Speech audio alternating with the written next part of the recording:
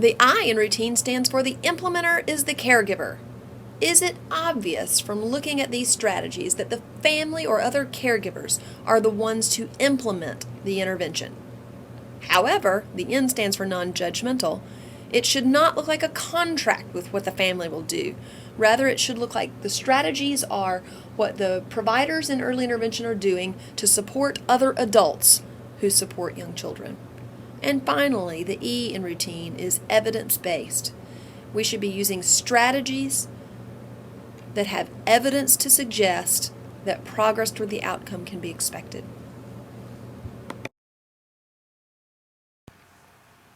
Okay, do the same thing. Go ahead and pause it.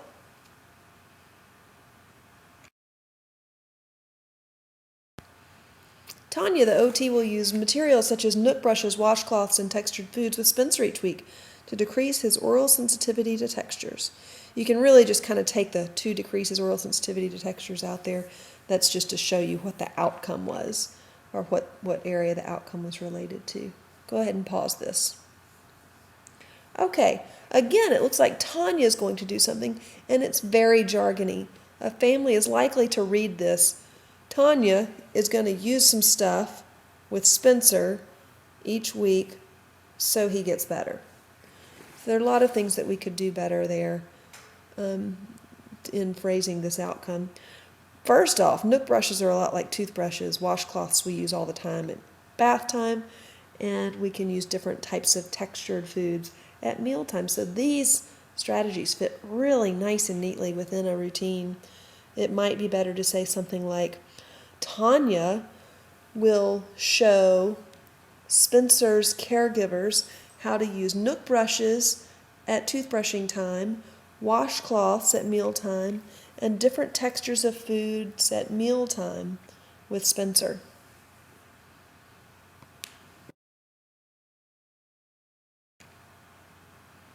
Okay, go ahead and pause this one. Kendall's mom and dad will read to him each night so his pre-literacy skills will improve. Well, there are a lot of goofy things about this one. But the main point to be made with this one is that it sort of sounds judgmental. Even though the implementer is clearly Kendall's mom and dad, it sounds like it's a contract with him. It sounds like we don't like that they're not reading to him. And so it's not phrased in a way that seems supportive, but more like a contract.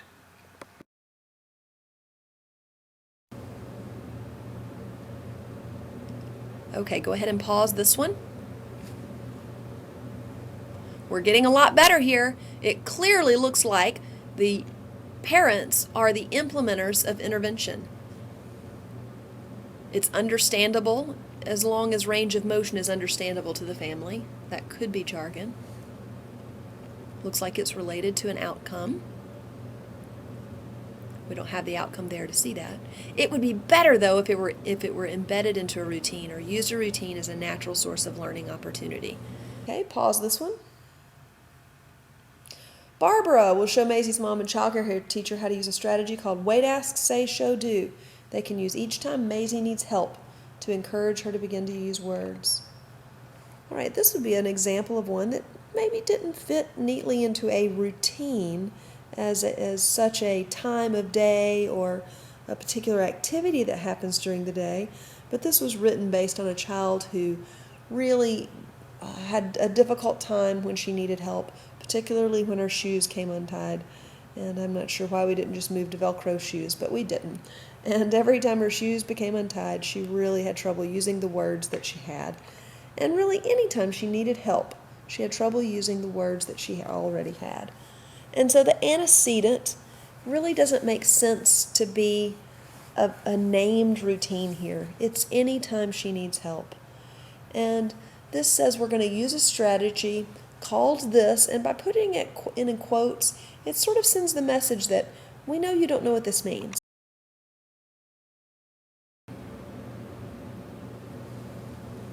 Okay, go ahead and pause this one.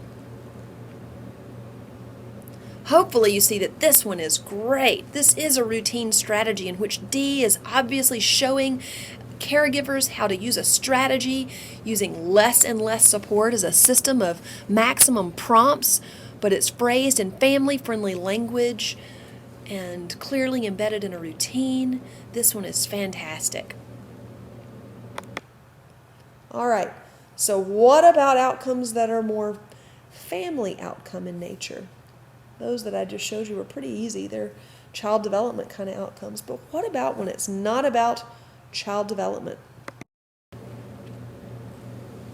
Right, let's consider some examples of family priorities and concerns that are a little more difficult to write as outcomes than some of the examples that I've shown earlier.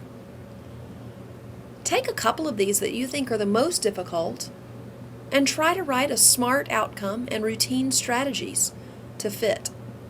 One thing you'll probably notice as you see these is, gosh, if I were to get this at an IFSP meeting, I'm not sure exactly what strategy I would pick. It's important to remember that the federal law does not say that we have to put the specific details of our strategies on an IFSP. It's a plan. It should be a simple plan of what we intend to do. Sometimes we know exactly what we intend to do, and we can put that on the IFSP. Sometimes we need more information in order to design strategies that we use with families, and we just should put that. An intervention plan is really the place to put the minute details of what we are doing each week, not the IFSP. Let's consider some priorities that families have listed. 1, my child sees a lot of doctors. I'm very stressed about the amount of time I spend traveling. I feel like a secretary and a taxi. Everyone is afraid of my child because of her health. No one, not even my husband, will keep her alone.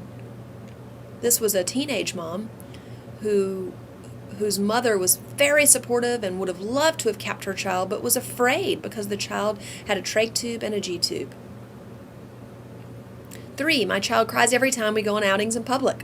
This was a child who ended up with a diagnosis of PDD, and the outings that they were attempting were very busy, like Target or Walmart kinds of settings. 4, I want my 15-month-old to begin potty training. Do we just ignore this concern, or is it a valid concern that we need to support through strategies and an outcome on the IFSP? 5, we're considering moving to get the best education for our child. How do I pick the county with the best school system? Or even, where would you go? Where would you send your child? What is the best school system? What do you do if a family poses it that way? 6, I'm terrified of sending my child to preschool special education. Early intervention has been very comfortable, and I know how that works, and I don't want to send my child to school. 7, no one in my family thinks my child is delayed. This was a mother whose child had a diagnosis of autism, but had no support from her family, including her husband, to be involved in early intervention. What do you do then? What do you do when one parent has a different priority from another? Do we not put this on the IFSP? Is there a way we can put this on the IFSP? Is there a way that we can address this mother's concern on the IFSP without offending the other family members who may see the IFSP? How would we handle that?